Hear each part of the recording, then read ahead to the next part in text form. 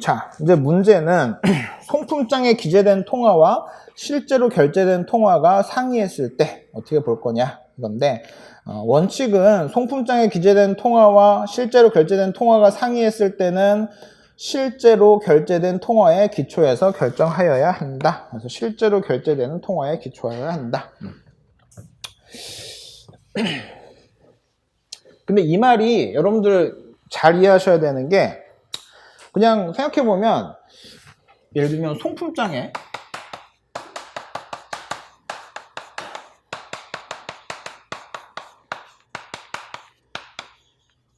가 있고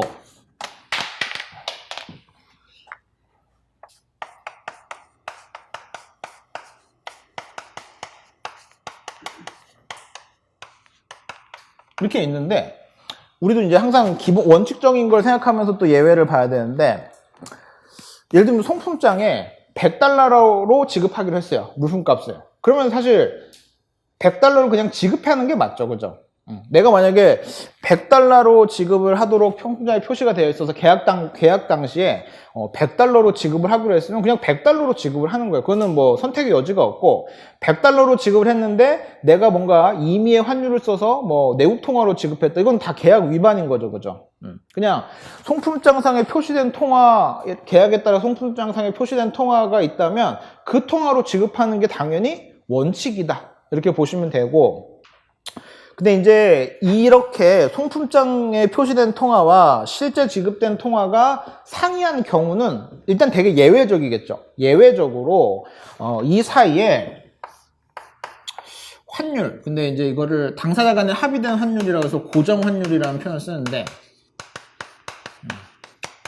고정 환율이라고 하는 것이 이미 합의됐을 때는 가능한 거예요. 고정 환율이라고 하는 게 있어서, 예를 들면 이 고정 환율이라고 하는 건 왜 쓰냐면, 예를 들면 무역거래라고 하는 건 기본적으로 시간이 걸리는데, 그 시간 동안 결제되는 통화의 어떤 가치가 계속 바뀔 수가 있어서 뭐 구매자의 부담이 늘어날 수도 있고, 내지는 판매자의 부담이 늘어날 수도 있으니까, 자, 이렇게 너무 불규칙하고 예측 불가능한 상황보다는 조금 우리끼리라도 좀 뭔가를 정해놓고 이제 이런 불확실성을 없애자. 다시 말해서 뭐 예를 들면 앞으로 내가 이제 결제를 하는 데까지 한 3달이 남았는데, 3달 뒤에 환율이 어떻게 될지 모르지만 우리 둘 간에는 예를 들면 오늘 환율을 가지고 결제를 하자. 그래서 선택해서 네가 송품장에 달러로 표시된 걸 뭐 예를 들면 달러로 주든지, 아니면 우리 오늘 환율이 뭐 1달러당 1,000원이니까 3개월 뒤에 돈 줄 때 이 고정 환율 이용해서 네가 1,000원을 주든지 1달러를 주든지 그때 가서 결정을 하자. 지금 이제 나중에 환리스크를 관리하기 위해서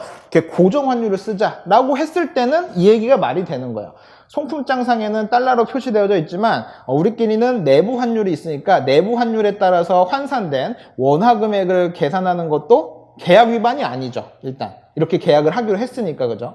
그 관점이 생각보다 되게 중요합니다. 올해 제가 그 모의고사 출제했다가 질문을 굉장히 많이 받았던 것 중에 하나인데, 제가 이따 다른 케이스, 좀 헷갈리는 케이스는 같이 설명드리긴 할 건데, 이렇게 송품장 통화랑 실제 지급 통화가 다를 수 있는 거는 그 안에 고정 환율이라고 하는 개념이 있는 거고, 그 고정 환율에 따라서 송품장 통화를 쓸 거냐 아니면 다른 통화로 지급할 거냐라고 하는 것이 결정됐을 때는 계약 위반이 아니기 때문에, 계약에 따라서 지급한 돈을 지급했기 때문에 관세평가의 대상으로 삼을 수가 있는 거래가 된다. 이렇게 보시는 거고, 고정 환율이 없이 100달러 주기로 했는데 임의의 통화로 지급해버렸다. 이건 계약 위반 사항이기 때문에 애초에 문제가 되지 않는 거고, 당연히 과세액 결정은 얼마로 줬는지가 중요한 게 아니라, 그때는 얼마로 줬는지가 중요한 게 아니라 송품장상의 계약상에 얼마를 주기로 했었는가. 예를 들면 달러로 주기로 했으면 달러를 주기로 한 그 금액이 관세평가 대상이 되는 거예요. 그걸 무시하고 다른 통화로 줬다고 해서 그 가격 가지고 결정하라는 말은 아닙니다. 그죠? 그래서 제가 이제 기본적으로 송품장 통화랑 실제 지급 통화가 상충했을 때는 실제 지급 통화 기준으로 과세를 결정해야 됩니다 라고 얘기를 하는 것은 송품장에 있는 통화와 실제 지급 통화를 고정 환율에 따라서 구매자가 선택해서 지급을 할 수 있을 때 내가 송품장에 있는 통화를 그대로 지급할 것이냐 아니면 실제 통화로 지급할 것이냐를 선택할 수 있는데 만약에 다른 통화를 선택해서 다른 통화로 지급했을 때는 이 통화 기준으로 관세 평가해야 됩니다 라고 하는 얘기를 드리는 거고 이런 고정 환율 없이 그냥 송품장에 있는 통화랑 다른 통화를 그냥 지급해 버렸을 때는 계약 위반 사항이기 때문에 애초에 관세 평가에서 얘기하는 PAPP 금액이 아니다. 이렇게 요 관점을 좀 잘 이해하셔야 됩니다. 제가 케이스 보면서 조금 헷갈리게 생긴 케이스 하나 설명드릴게요. 일단 원칙은 송품장 통화와 실제 통화 다를 때 실제 지급 통화 기준으로 과세를 결정해야 된다 하는 요 박스 하나 같이 저랑 보셨고 그죠? 요거 중요한 말이니까 다시 한번 쭉 보시고 연습 몇 개만 해볼게요. 지금 보시면 첫 번째 케이스 수입신고일 18년도 9월 20일 수입신고 수리일 18년도 9월 25일 결제일 18년도 9월 30일 중에서 우리가 그냥 봐야 될 건 딱 하나였죠. 그죠? 수입신고일에 수입신고일을 기준으로 환율을 적용할 거니까 수입신고일이 며칠이었는지 쭉 봐야 되는 게 가장 핵심이었고 자 송품장에 봤더니 발행일은 18년도 9월 1일 결제 금액은 1,800원 근데 결제 통화는 US 달러로 돼 있대요. 그러니까 이게 되게 이상한 상황인 거예요. 그죠? 왜냐면 1,800원 내기로 했는데 결제 통화는 달러로 한다 라고 했으니까 뭔가 이상한 상황인 거고 자, 이 이상한 점을 해소할 수 있는 게 요 밑에 있는 결제 환율인데 요거를 좀 메모해 놓으시고 이런 걸 이제 고정 환율이라고 합니다. 이 고정 환율은 그냥 뭐 협의된 환율, 구매자랑 판매자 간에 환율이랑 계속 바뀌는데 우리 이제 어떻게 바뀔지 모르니까 이렇게 고정해놓고 쓰자. 우리 당사자 간에 합의된 환율이다. 이 정도 이해하시면 됩니다. 자, 그러면 우리끼리 합의하는 거는 누가 뭐 개입할 이유가 없죠. 뭐 관세법 18조에 따른 과세 환율 써라 이런 거 없죠. 그죠? 그냥 우리 당사자 간에는 오늘 기점으로 하자. 아니면 뭐 내일 기점으로 하자. 아니면 뭐 송품장 발행일 기준으로 하자. 뭐 정하면 되는 겁니다. 그죠? 그러면 여기서 이제 뭐라고 정했냐면 송품장 발행일 수입국 최초의 매매 기준율이라고 하는 환율이 있을 거잖아요. 그럼 그 환율대로 하자. 우리끼리는 원화랑 달러 환산이 필요하다면 요거 기준으로 결정을 하자. 이렇게 된 겁니다. 그러면 자, 요거에 따르면 우리끼리 적용되는 환율은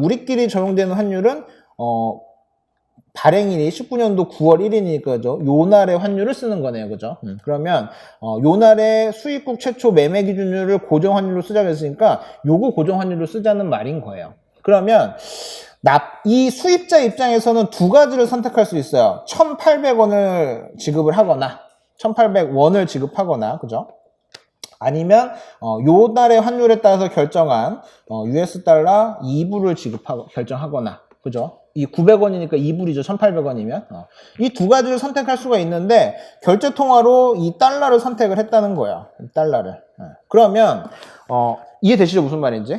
그러면 이 900원이라고 하는 환율은 뭐 관세 목적상 그런 결정된 게 아니라 우리끼리 가격 결정을 할 때 야, TV 한 대 얼마에 살 거야? 1,800원에 팔래? 아니면 달러로 주면 2불로 할래? 이건 그냥 우리끼리 그냥 정해서 너도 알고 나도 알고 있는 그 금액이요. 다시 말해서 구매자 입장에서는 1,800원을 주든지 2달러를 주든 간에 똑같이 구매자가 지급해야 될 의무를 모두 다 충족해서 지급을 하는 상황이다. 이렇게 보시면 되는 겁니다. 자, 그래서 나는 만약에 1,800원으로 지급을 했다. 1,800원으로 지급했을 때는 내국 통화로 지급했으니까 과세 환율에 문제가 발생하지 않고, 그죠? 근데 지금처럼 결제 통화를 US 달러, 2달러를 지급했을 때는 외화로 지급을 했기 때문에 원화로 환산해야 될 필요가 생긴다라고 보는 거죠. 그래서 2달러를 원화로 환산한 금액은 수입신고일을 기준으로 2018년도 9월 20일에 결정된 요 가격 기준으로 해야 되니까